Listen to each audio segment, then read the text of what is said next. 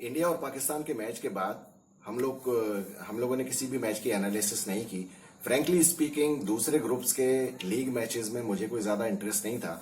लेकिन अगर हाँ, आप लोग अगर चाहें तो आप लोग ये कह सकते हैं कि अगर मैं बाकी मैचेस की भी एनालिसिस करूं तो ठीक है। छोटी टीम्स का नहीं करेंगे, लेकिन जो मेन टीम्स हैं उनके बारे में तो हम कर सकते हैं। लेकिन ये डिपेंड करता है कि आप लोग अगर कहें तो, क्योंकि फ्रैंकली स्पीकिंग मुझे कुछ ज्यादा इंटरेस्ट नहीं था।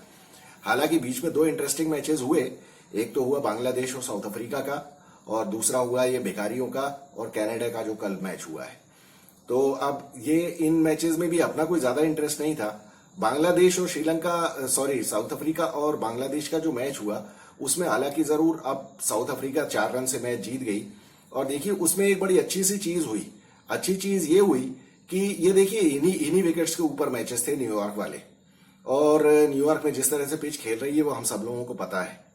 लेकिन आप ये देखिए कि साउथ अफ्रीका ने टॉस जीतने के बाद पहले बैटिंग की। एक तो जो डर है उनका, जो बाद में बैटिंग करने में ये लोग ये क्रम्बल कर जाते हैं, तो उसकी वजह से मुझे लगा कि इन लोगों ने अच्छा ही डिसीजन लिया।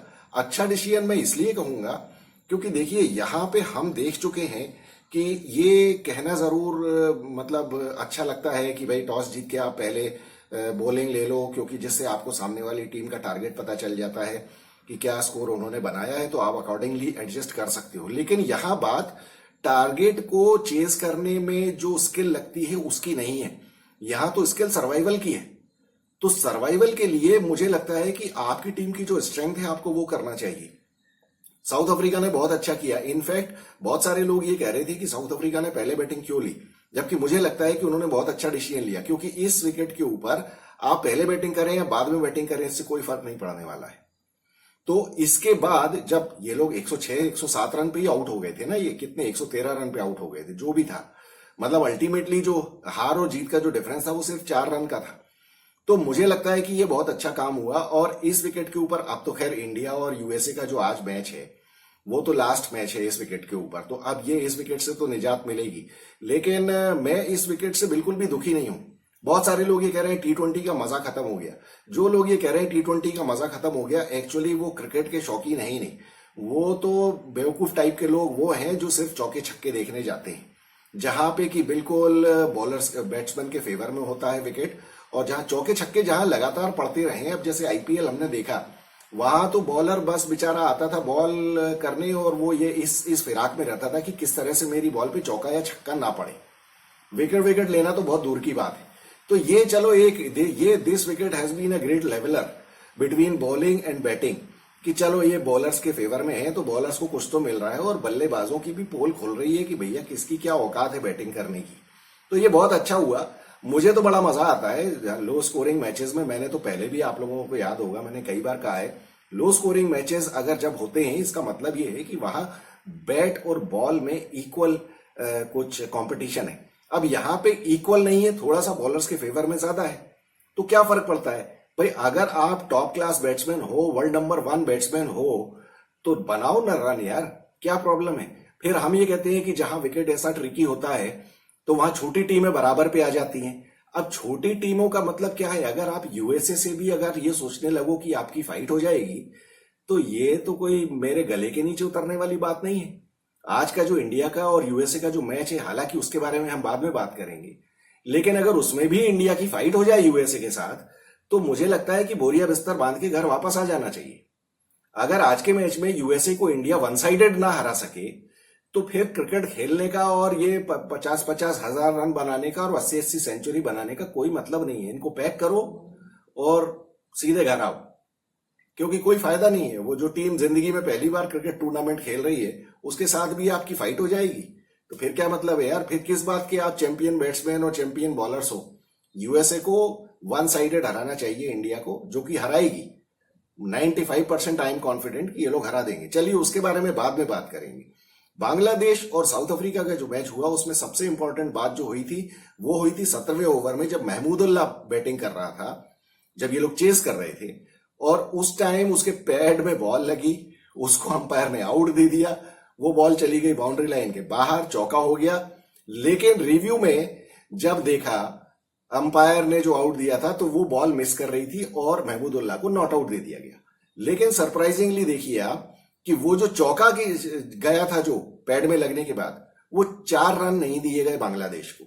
आप बताइए, मैं इसीलिए हमेशा ये कहता हूं कि ये दुनिया भर के क्रिकेटर्स जो हैं ये सब घसियारे हैं, इनमें 2 पैसे की भी अकल नहीं है। वो एक बात तो ये है कि ये जिसने भी रूल्स बनाए हैं, अब वो आईसीसी की कमेटी जो टेक्निकल कमेटी होती है वो कौन होती है? उसमें सारे क्रिकेटर्स ही होते हैं ना। क्रिकेटर्स ने ही ये रूल्स बनाए हैं ना। जैसे वो 2019 वर्ल्ड कप में बेवकूफी का वो जो बाउंड्री काउंट का के ऊपर विनर डिक्लेयर करने का जो रूल बनाया था, ये भी इन्हीं उल्लू के पट्टे क्रिकेटर्स ने ही बनाया था ना। वैसे तो सबसे पहले अगर देखा जाए तो वो 2007 का जो वर्ल्ड कप हम जीते थे, जिसमें बॉल आउट का जो ऑप्शन था, वो उससे बड़ा बकवास तो कुछ हो ही नहीं सकता था। मतलब सबसे थर्ड क्लास रूल जो आज तक क्रिकेट की हिस्ट्री में आया, वो बॉल आउट के ऊपर टीम को डिसाइड करना कि कौन सी टीम जीतेगी। मतलब क्या बताऊं मैं यार। तो ये ऐसे ऐसे बेवकूफ लोग आईसीसी में बैठे हुए हैं, टेक्निकल कमेटी में, जो इस कदर इतने बकवास रूल बनाते हैं। जब बैट्समैन नॉट आउट हो गया तो भैया फिर वो रन क्यों नहीं दिए जाएंगे उसको? फिर वो रन भी रिस्टोर होने चाहिए ना। बांग्लादेश को हो गया ना नुकसान, भयानक नुकसान हो गया। वो तो बाय चांस अभी लीग की सिचुएशन ऐसी है कि हो सकता है कि बांग्लादेश अभी भी आ जाए। हालांकि वो लीग की सिचुएशन क्या है वो हम कल वीडियो करेंगे कि सारे ग्रुप्स की अभी स्टेज क्या है। मैं शुरू से नहीं करना चाहता था, हर मैच के बाद नहीं करना चाहता, क्योंकि उसमें कोई सेंस नहीं बनता है। अब जब एक सब्सटेंशियल नंबर ऑफ मैचेस हो गए तब जाके हम देखेंगे कि अभी क्या बनना है, सारे ग्रुप स्टेजेस में क्या होने वाला है। तो दूसरा मैच जो हुआ वो पाकिस्तान और कनाडा के बीच में हुआ, उसमें भी अपसेट हो गया, उसमें कनाडा हार गई। अब ये तो पूरी दुनिया कह ही रही है कि कनाडा हार गई, तो ये अपसेट ही हो गया ना, क्योंकि पाकिस्तान तो मतलब वो किसी लायक है नहीं टीम, ये तो किसी से भी हार जाते हैं। और ये फिर भी बेवकूफ लोग अभी भी अपने आप को ये बोलते हैं कि अरे हम तो बड़ी टीम है और बड़ी टीम। आज पूरा पाकिस्तान मातम मना रहा है और लानतें भेज रहा है अपनी टीम के ऊपर। अबे तुम लोगों को मालूम होना चाहिए यार तुम्हारी औकात क्या है यार। लेकिन चक्कर क्या है, आप लोगों को याद होगा जब से इनकी पिछले 3 4 5 साल से इकोनॉमी खराब हुई थी बेकारियों की, तो इन्होंने क्या किया था, पैसे कमाने का एक नया तरीका ढूंढा था। गधे बेचने लगे थे ये लोग चाइना को। तो अभी क्या हुआ कि वो सारे गधे तो इनके बिक गए। अब बचे हैं जो, वो सारे इनके जर्नलिस्टों के रूप में बैठे हुए हैं चैनल्स पे, और इनके क्रिकेट टीम में और क्रिकेट टीम चलाने वालों में, और इनके पुराने क्रिकेटर्स, ये सब के सब गधे। किसी को कोई मतलब अकल नाम की चीज छू के नहीं गई है। अकल कहां से आएगी यार? पढ़ाई लिखाई करोगे तो अकल आएगी ना। और उसके बाद बकवास करवा लो इनसे। तो ये हरामी गधे हैं, मतलब इनको हरामीपन भी करना है, इंडिया को गालियां भी देनी है। वो एक सिकंदर बख्त नाम का वो है उल्लू का पट्टा, वो मतलब पाकिस्तान को जब इंडिया ने पेल दिया उसके बाद कह रहा है कि अभी तो देखना इंडिया जानबूझ के हमको बाहर करने के लिए यूएसए से भी हार जाएगी। वो सिकंदर बख्त एक इतना नामुराद टाइप का आदमी है। ये जब खेलता था ना लेट 70s में खेलता था ये पाकिस्तान की टीम में, इसको बॉलिंग करते हुए देखते ना आप तो आपको हंसी आ जाती। ऐसा लगता था जैसे मुर्गा दौड़ रहा है, जैसा मुर्गा दौड़ता है ना उस तरीके का इसका बॉलिंग का रनअप था। इस हरामखोर को मतलब इंडिया के खिलाफ और ये फालतू फेनेटिक्स टाइप की बातें करने के अलावा इसको कुछ नहीं आता है। ये ऐसे ऐसे लोग वहां बैठे हुए हैं, इनकी तो जितनी जलालत अभी नहीं हुई, अभी तो देखना आप और होगी। ये देखिए, पहले से हमने कहा था कि पाकिस्तान सुपर 8 में नहीं पहुंच पाएगी। अभी इनका तो बहुत ही उल्टा सीधा इक्वेशन है, अब इनके हाथ में तो कुछ है ही नहीं। कल ये जो कनाडा से मैच जीते हैं, ये सुअर के बच्चों को, इनको 13 ओवर में स्कोर करना चाहिए था, तो जाके 18वें ओवर में स्कोर किया इन्होंने मैच। 103 रन इनसे 18वें ओवर में बने हैं। उसके बाद बात करते हैं इंडिया से खेलेंगे और ये करेंगे और वो करेंगे। वो उल्लू के पट्टे शाहिनशाह अफरीदी से तो बॉल का टप्पा ही नहीं पड़ रहा है। ये ऐसी हालत है इन लोगों की, लेकिन इन लोगों के मुंह बंद नहीं होते। अभी ये कनाडा से जीत गए, अभी फिर सारी इक्वेशंस खुल के बैठी है। हर वर्ल्ड कप में इनके साथ यही होता है, खुद अपने मैचेस सारे हार जाते हैं और उसके बाद ये फलाना उसको हरा दे, ढिकाना उसको हरा दे, फिर इसके मैच में बारिश आ जाए, वो टीम अपने घर से ही ना आए, तब जाके ये लोग पहुंचते हैं। इन लेकिन कमीनों के फेवर में सब चीजें हो भी जाती हैं। जैसे नीदरलैंड्स ने इनको कितना फायदा पहुंचाया, इस तरह के काम होते हैं। लेकिन इस बार तो सिचुएशन बहुत ही खराब है। अभी ये लोग कह रहे हैं कि इंडिया साउथ अफ्रीका यूएसए को बहुत बुरी तरह से हरा दे, जिससे कि यूएसए का नेट रन रेट खराब हो जाए। अब तुम्हारे हाथ में था जब अपनी रन रेट खुद ही सुधार लेते।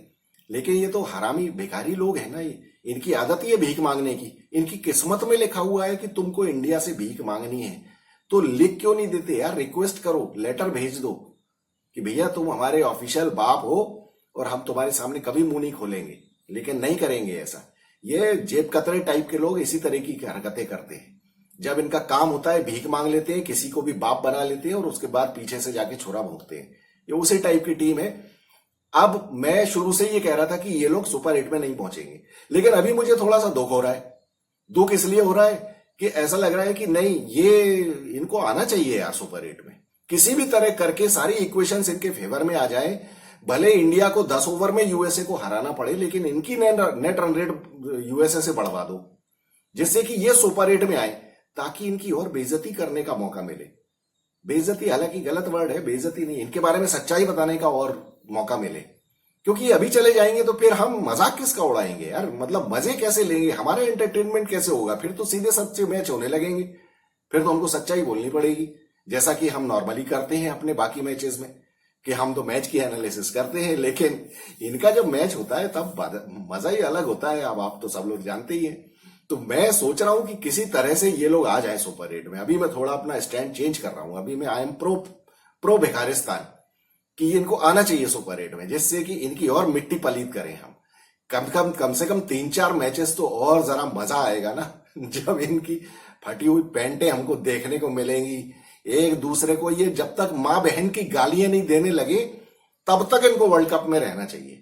और एक आध कोई शाहीन थपाड़ा मार दे बाबर को, या बाबर लात मार दे हारिस रऊफ को, ऐसा कुछ सीन होना चाहिए, तभी मजा आएगा मुझे, तभी आत्मा को शांति मिलेगी। तो देखते हैं क्या होता है। खुद तो ये कुछ करने से रहे, अब बाकी टीमों को ही करना पड़ेगा इनको लाने के लिए। तो मैं चाहता हूं कि ये आए। तो चलिए, अब ये तो हो गई ये दोनों मैचेस के बारे में बात, आईसीसी के रूल की भी बात हो गई। अब वहां हमने सिद्ध कर दिया कि सारे क्रिकेटर्स ये गधे हैं जो जाके ऐसे बकवास रूल्स बनाते हैं, या जो भी उल्लू का पट्टा वो रूल का वो बना के लाता है फ्रेमवर्क, उसको ये लोग अप्रूव करते हैं कि हाँ ये रूल होना चाहिए। ये तो चलिए छोड़ दीजिए। अब आते हैं हम इंडिया और यूएसए के मैच के बीच में, जो आज मैच होने वाला है। मुझे इसमें कोई शक नहीं है कि कुछ भी हो जाए, चाहे इंडिया टॉस हार जाए चाहे जीत जाए, अब ये उसी विकेट के ऊपर मैच होने वाला है जिसपे अभी तक चले हुए हैं, सारे मैच चल रहे हैं। इंडिया को बिल्कुल वन साइडेड रॉन देना चाहिए यूएसए को। हालांकि यूएसए में अब बेचारे हमारे ही लड़के खेल रहे हैं, ठीक है, कुछ भी क्या, अब क्या करें, लेकिन अब तुम यूएसए से खेल रहे हो तो अब पीटना तो पड़ेगा ना। मुझे ऐसा लगता है कि इंडिया यूएसए को पास भी नहीं फटकने देगी। तो इस तरह से मैच होने वाला है, चाहे कुछ भी हो जाए, चाहे इंडिया पहले बैटिंग करे चाहे बाद में बैटिंग करे। अब हमने देख लिया है कि पिच का इतना ज्यादा इफेक्ट है कि मतलब इंडिया जैसी टीम को क्या मोहताज होना चाहिए। जैसा कि पाकिस्तान के पहले भी हमने कहा था, याद है आपको, हमने पाकिस्तान के मैच के पहले भी कहा था कि मैं तो ये चाहता हूं कि इंडिया टॉस हार जाए और ये पहले बैटिंग करे, जिससे कि कम से कम उन हरामियों को ये कहने का मौका ना मिले कि अरे हम तो टॉस हार गए थे, हमारी तो पहले बैटिंग आ गई, हम क्या करते हैं, इंडिया का फेवर हो गया, इंडिया का कुदरत ने साथ दे दिया, ये कर दिया वो कर दिया। चलो वो कुछ भी नहीं हुआ, तो कम से कम ये हरामी लोग अब ये वो बात नहीं कह सकते हैं यूएसए के साथ। लेकिन यूएसए के साथ मेरा सॉफ्ट कॉर्नर है कि भाई चलो ठीक है, कमजोर टीम है तो यूएसए के फेवर में होना चाहिए कि चल भाई तुम टॉस जीत गए, तुम्हें जो करना है कर लो, जो तुम चाहते हो वो करो। तो ऐसा होना चाहिए। इसलिए मैं चाहता हूं आज भी इंडिया टॉस ना जीते और यूएसए ही जो डिसाइड करे वो करे। कम से कम उनको ये भी कहने को नहीं होना चाहिए कि अरे यार हम टॉस हार गए थे इंडिया जैसी बड़ी टीम के साथ। अब इंडिया के लिए यह है कि चाहे जो भी हो, आपको वन साइडेड हराना है यूएसए को। मुझे उससे मतलब नहीं है कि वो यूएसए की नेट रन रेट पाकिस्तान से कम हो या नहीं हो। आपको ये दिखाना है कि आप एक चैंपियन टीम हो, तो चैंपियन टीम को दिल बड़ा करके खेलना चाहिए और दिल बड़ा करके हराना चाहिए सामने वाली टीम को ग्रेसफुली। तो वो मुझे उम्मीद है। बाकी आपको तो पता है मुझे शिकायत किस बात से है। इंडियन टीम के बैटिंग ऑर्डर से मुझे सीरियस शिकायत है। अभी बहुत सारे लोग ये कह रहे हैं कि दुबे को निकाल देना चाहिए और सूर्या को भी निकाल देना चाहिए। लेकिन देखिए, जैसे गौरव चतुर्वेदी कह रहे थे कि दुबे को भी निकालो और ये भी निकालो, इसको भी निकालो, सूर्या को भी निकालो, यशस्वी जायसवाल को अंदर ले आओ। तो गौरव को मेरा जवाब यही है, और गौरव अकेले नहीं है, अरे इनफैक्ट बहुत सारे लोग भी ये बातें कर रहे हैं कि इनको निकाल देना चाहिए। देखिए, ये जो टीम बनाई गई है ना, ये टीम सिर्फ न्यूयॉर्क के लिए नहीं बनाई गई है। अब वर्ल्ड कप जैसी टीम में क्या होता है कि कोई भी टीम अपना कॉम्बिनेशन चेंज नहीं करना चाहती है पहले मैच से ही। अगर सब लोग अच्छा कर रहे हैं तो भी ठीक है, और नहीं कर रहे हैं तो भी मौका देना पड़ता है। और यहां ये जो वर्ल्ड कप है ना, ये थोड़ा सा ट्रिकी इस मामले में है कि यहां क्या हो रहा है कि एक तो फेज जो है वो न्यूयॉर्क में हो रहा है, अमेरिका में हो रहा है। दूसरा जो फेज है वो वेस्ट इंडीज में है, सुपर 8 वाला और वो जो बिजनेस एंड वाला है। तो वहां पे पिचेस इतनी खराब नहीं होंगी। वहां पे मैं पहले भी देखिए कह चुका हूं, वर्ल्ड कप शुरू होने के पहले से कह चुका हूं कि वहां पे जो आईपीएल की हमको आदत पड़ी हुई ना 200 के ऊपर रन बनने की, वो नहीं बनने वाले हैं। वेस्ट इंडीज में जो स्कोर रहेंगे वो 160 टू 190 वाले रेंज में रहेंगे। किसी टीम ने बहुत अच्छी बैटिंग कर दी तो वो 190 बना देगी, और बहुत खराब की तो हो सकता है 140 पे आउट हो जाए, लेकिन एवरेज स्कोर 160 टू 190 ही रहने वाले हैं। ये अमेरिका में ये सब गड़बड़ हो गया है कि ये इतने कम रन बन रहे हैं, तो यहां कोई प्रॉब्लम नहीं है। आपने खेल लिया, आपने जो भी किया, आपने जो नुकसान हुआ आपका बैटिंग में, जो कुछ भी हो गया अब। लेकिन यहां पे क्या हुआ है कि ये विकेट की वजह से सूर्य कुमार यादव और शिवम दुबे बुरी तरह से एक्सपोज हो गए। अच्छा, एक्सपोज हो गए क्या, ये भी हमने पहले डिस्कस किया था कि ये लोग यहां नहीं चलने वाले हैं। इंडिया के मैचेस 2 ही हुए हैं, लेकिन हमने बाकी और भी तो मैचेस देखे हैं ना जो इस विकेट के ऊपर हुए हैं। तो बाकी मैचेस देख के भी हमको समझना चाहिए ना, इंडियन टीम को समझना चाहिए।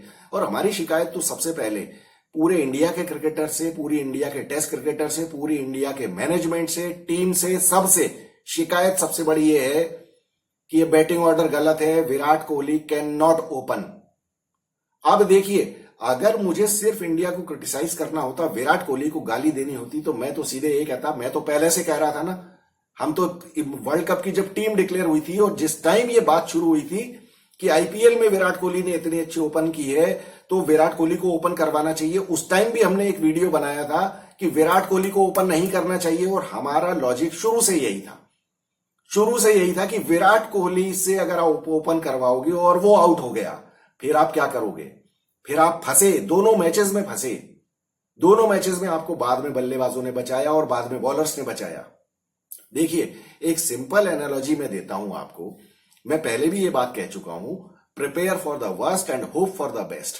इसका एक एग्जाम्पल ये है, आप एग्जाम की तैयारी करते हैं, कोई आपका बहुत इंपॉर्टेंट एग्जाम हो, हमारे व्यूअर्स में बहुत सारे स्टूडेंट्स होंगे, तो मैं आप लोग जब भी एग्जाम की तैयारी करते हैं तो एग्जाम की तैयारी आप कैसे करते हैं? क्या जो सब्जेक्ट्स जो आपके बहुत अच्छे हैं, क्या आप उनकी ही पढ़ाई करते रहते हैं, या जो सब्जेक्ट्स आपको डिफिकल्ट लगते हैं, जिन सब्जेक्ट्स में आपके नंबर कम आते हैं, आप उनकी तैयारी करते हैं ना एग्जाम के पहले, कि भैया ऐसा ना हो कि मेरे जो स्ट्रॉन्ग सब्जेक्ट्स हैं मैं उन्हीं को पढ़ के जाऊं और वहां पे आ जाए डिफिकल्ट क्वेश्चंस। फिर क्या होगा? तो आप डिफिकल्ट टॉपिक्स की पहले ज्यादा तैयारी करते हैं। तो ये जो विराट कोहली से ओपन ना करवाने वाली बात है, ये बिल्कुल वही चीज है कि भैया आप डिफिकल्ट चीजों की तैयारी के लिए विराट कोहली को पीछे लेके आओ। बात तो सीधी सीधी लॉजिक वही है कि जब ओपन करता है बैट्समैन तो बैट्समैन को बनाने पड़ते हैं रन पावर प्ले में। उसके लिए हम यशस्वी जायसवाल को सेक्रीफाइस करने के लिए तैयार हैं, जिस तरह से वो खेलता है। आज आप बताइए, साउथ अफ्रीका और बांग्लादेश का जो मैच हुआ उसमें आपने देखा उसने क्या किया? डीकॉक ने आते साथ ही, क्या डीकॉक इतना गया गुजरा बैट्समैन है जो आते साथ ही बल्ला घुमाने लगा? लेकिन उनको समझ में आ गया कि इस विकेट के ऊपर भैया जब तक आप टिके हो तब तक जितने रन बना लो। और एक बैट्समैन ने अगर 25 रन बना दिए ना 10 बॉलों के अंदर, वो मैच विनिंग स्कोर हो जाएगा, क्योंकि लोगों से तो रन ही नहीं बन रहे। 10 बॉल में 25 तो बहुत दूर की बात है, 25 बॉल में 25 रन नहीं बन रहे। भिखारियों के दोनों जो कमीने जो ओपनिंग बैट्समैन थे, ओपनिंग तो नहीं थे, बाबर ने कितने 28 में 28 बनाए और वो फर्जी मौलवी ने बनाए 52 बॉल में 52 रन या 53 में 53। तो रन बन कहां रहे? अगर ऐसे में अगर कोई टॉप में ओपनिंग में आके बैट्समैन 10 बॉल में 25 बना देता है तो मैच तो वहीं खत्म हो जाएगा, क्योंकि इस विकेट के ऊपर रन नहीं बन रहे। 120 तो बहुत बड़ा स्कोर हो गया। तो आपको अगर ऐसा बैट्समैन मिलता है, अब आप विराट कोहली से आप ओपन करा दो, विराट कोहली 10 बॉल में 25 नहीं बनाएगा। और हमने देख लिया, हमने फिर भी क्रिटिसाइज नहीं किया कि हम तो पहले से कह रहे थे, दोनों मैच में फेल हो गया ना। अब ना तो हम उसको चोकली कह रहे हैं ना कुछ कह रहे हैं, क्योंकि ये हमें नहीं कहना है। लेकिन आप ये कहो, ये आरसीबी वाले, ये जितने इसके चमचे फैन हैं, एक भी बोल रहा है अभी? कुछ नहीं बोल रहा। लेकिन वहां आईपीएल में जो रन बना रहे हो आप, आईपीएल के रन के पीछे आपने वर्ल्ड कप में ओपन करवा दिया उससे, और यहां लेने के देने पड़ गए दोनों मैचेस में। अभी आप क्या सोचते हो? दूसरा एक और मैं एग्जांपल देता हूं आपको। आपको किसी बहुत बड़े ट्रेवल एक्सपेडिशन पे जाना है, आपको मान लीजिए कल आपने प्लान कर लिया कि आप ट्रैकिंग के लिए जा रहे हो, गाड़ी से कार से जा रहे हो, आप बहुत कोई पहाड़ी के ऊपर चढ़ के जाना है आपको जंगलों में से होते हुए, तो आज आप तैयारी क्या करोगे? आज आप सबसे पहले आप अपनी स्टेपनी चेक करोगे ना कार की, कि वो भैया बराबर है कि नहीं, पंचर तो नहीं पड़ी है, या चारों कार के टायर जो हैं उनमें अच्छी बढ़िया हवा है कि नहीं है, सब कुछ है कि नहीं है, कि यूं ही मुंह उठा के चले जाओगे कि अरे नहीं हमें क्या जरूरत है, वहां जाके देखेंगे। वहां चले गए, पता चला कि कार का एक पहिया पंक्चर हो गया, देखा स्टेपनी पंक्चर पड़ी हुई है। तो वही बिल्कुल एग्जैक्टली वही ये एग्जाम्पल है कि भैया जब कार तुम्हारी ओपनिंग में पंक्चर हो जाएगी तो पीछे विराट कोहली की स्टेपनी चाहिए आपको। यहां स्टेपनी देने वाला है कौन? फिर कोई नहीं है ना। और विराट में इतनी अकल तो है, मैं मानता हूं कि फिर वो जैसा भी विकेट हो फिर वो इधर उधर करके, अभी विराट कोहली या रोहित शर्मा इन लोगों के लिए काम क्या है? इन लोगों को कोई 40 बॉल में 80 रन नहीं ठोकने हैं, इन लोगों को सिर्फ 40-40 रन ही बनाने हैं। और ये इतने अकलमंद हैं कि ये 40-40 रन बनाने के लिए कोई 50 बॉल नहीं लेंगे। एक बार इन लोगों के 20-25 रन हो गए तो फिर ये 30 बॉल में 40 बना देंगे। दोनों ने अगर 30-30 बॉल में 40 बना दिए तो हो गया ना। बाकी लोगों को बोलो कि आके बल्ला घुमाओ। लेकिन इसमें आपको यह ध्यान रखना है कि शिवम दुबे और सूर्या से इस विकेट के ऊपर रन नहीं बनेंगे। लेकिन अभी क्या है, आप अगले दौर के लिए आप शिवम दुबे और सूर्या को आप अभी टीम से निकाल दोगे तो वो बिल्कुल ही डिमोरलाइज हो जाएंगे। आपको चाहिए उनकी बैटिंग वेस्ट इंडीज में, जहां की विकेट्स कंपैरेटिवली बेटर होंगे बैटिंग के लिए, तो आपको वहां उनको खिलाना है। उसके लिए आप उनको अभी नहीं निकाल सकते। लेकिन हाँ ठीक है, अब चूंकि ये कुछ भी नहीं कर पा रहे हैं, मैं कहता हूं ठीक है, दुबे को आप बोल दो तुझे निकाल नहीं रहे भैया, लेकिन तू रेस्ट कर ले, हम यशस्वी जायसवाल से ओपन करवा लेते हैं।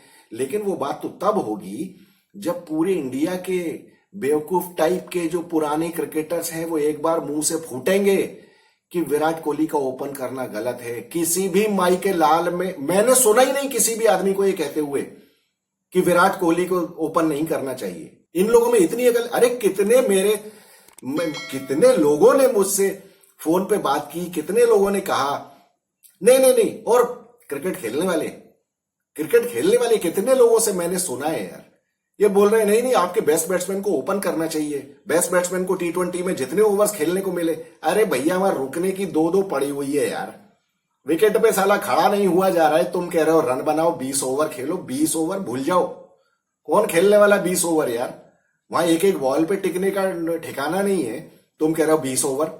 ये विकेट वो नहीं है जहां विकेट आप विराट कोहली को बोलो कि तू 20 ओवर जाए। और फिर सबसे बड़ी बात, फंडामेंटल रिक्वायरमेंट ओपनर की है कि तुम्हें मारना है, आप मार भी लो, विकेट भी बचा लो, 20 ओवर भी।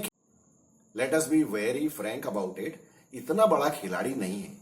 इतना बड़ा खिलाड़ी तो एक वो था जो अब रिटायर हुए बहुत टाइम हो गया, उससे लेकिन मुंह चलवा लो विराट कोहली का, तो वो छोड़ दो। अब आप उस बात में मैं नहीं जाना चाहता हूं।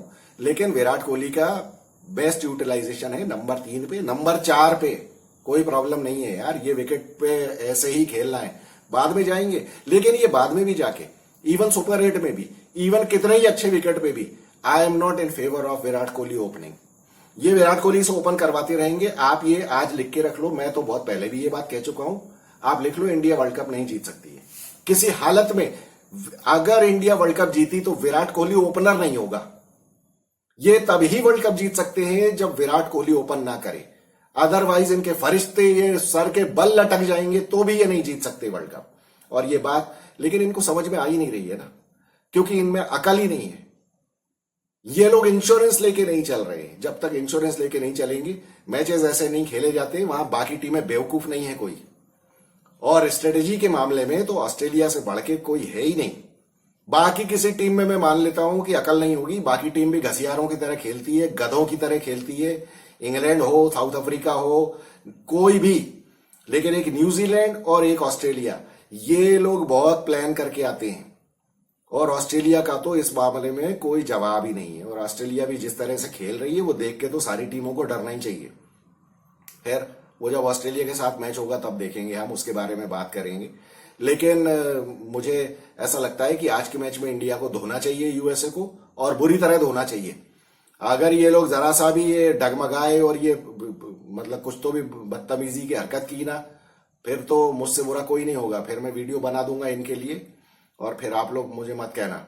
लेकिन आप लोगों में से ज्यादातर लोग हमारे पुराने व्यूअर्स हैं, वो सारे हम लोग तो एक ही चीज के लिए एग्री कर रहे हैं ना, मोर और लेस ये सारी चीजों के लिए हम और आप सारे एग्री कर ही रहे हैं ना। तो अब क्या बोले, लेकिन बाकी बेवकूफ लोगों को समझ में नहीं आती यार। हम लोग इधर फालतू जबानी जमा खर्च करते चले आ रहे हैं, सारे के सारे बोल रहे हैं। गौरव चतुर्वेदी, सौरव प्रकाश, वो किलर AK-47, अपने अमन मिश्रा, और कौन है अक्षय मुंगी, सारे के सारे हिमांशु पाल। कब से हम लोग बोल रहे हैं यार कि ये तुम लोग क्या गलती कर रहे हो यार। हम सारे लोग ही एग्री कर रहे हैं कि हाँ ये ब्लंडर्स कर रहे हैं ये लोग। अब किधर जाके सर फोड़े हम लोग। आप लोग भी भेज दो यार, ये वीडियो भेज दो BCCI को कि BCCI वाले you are full of jokers, तुम्हारे बस का नहीं है, कुछ छोड़ो छाड़ो यार ये। लेकिन BCCI क्या करेगा, ये BCCI नहीं कर रहा है, ये तो क्रिकेटर्स ही कर रहे हैं ना ये मिलके। ये सब ये खिचड़ी इन्हीं लोगों ने पकाई है, इसीलिए इन लोगों को ही गाली पड़नी चाहिए और पड़ेगी भी इनको। विराट कोहली से करवाते रहो ओपन, तुम जिंदगी में कभी वर्ल्ड कप नहीं जीत पाओगे विराट कोहली से ओपन करवाओगे, मेरा तो दावा है बिल्कुल। और लॉजिक के साथ हम पेश कर रहे हैं ना यार। कितने एग्जाम्पल दे दिए हमने कि यार तुम क्या समझ रहे हो यार। बाकी लोग क्या बिल्कुल हलवा पूड़ी है जिनको तुम हरा दोगे? बाकी सब लोग यूं ही है। और ट्रेविस हेड से और वार्नर से ओपन करा रहे हैं यार, हद कर दी यार तुमने। वो भी ऐसे तुम्हारे बेवकूफों की तरह अपने बेस्ट बैट्समैन को भेज दे ऊपर और उसकी बलि चढ़ा दे कि जा तू पावर प्ले में भी मार, फिर पूरे 20 ओवर भी खेलना। वाह यार वाह, वेरी गुड, हद है। चलिए तो ठीक है, आप लोग बताइए आप लोगों को मेरी एनालिसिस कैसी लगी। अगर अच्छी लगी हो तो वीडियो को लाइक शेयर और सब्सक्राइब करिए। और आप लोग बताइए कि आपको क्या लगता है इंडिया USA को कैसे हराएगी, हरा भी पाएगी कि नहीं। हालांकि इसमें तो डाउट होना नहीं चाहिए। अच्छा हाँ, एक चीज मैं और बताऊं, आदि हमारे बहुत पुराने व्यूअर हैं। ये आदि बहुत दिनों बाद आए, उनका मैसेज आया, मैं उनका इंतजार कर रहा था, मुझे लग रहा था पता नहीं क्या कहाँ चले गए।